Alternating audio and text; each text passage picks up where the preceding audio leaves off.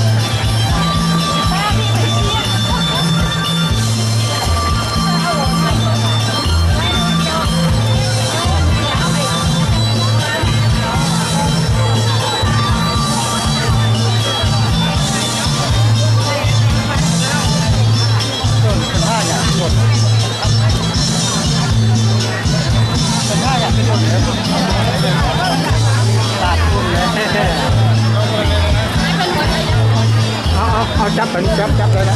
ได้มานี่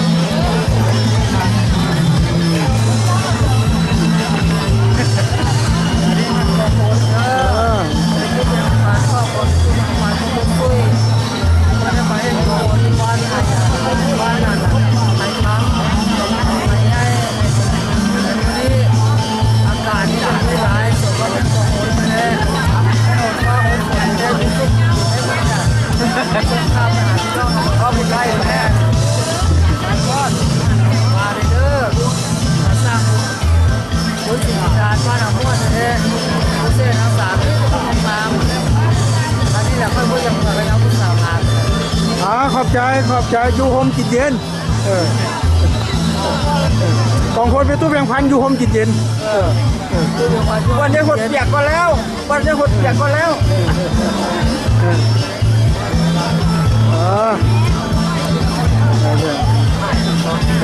บอก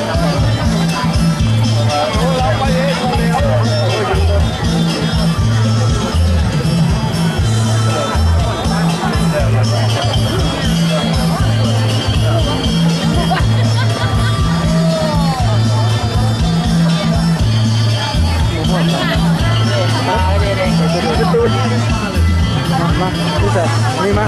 ลูกค้าของเราเดินมาแล้วโอ้เจ้าภาพเพิ่นเอาไปเอง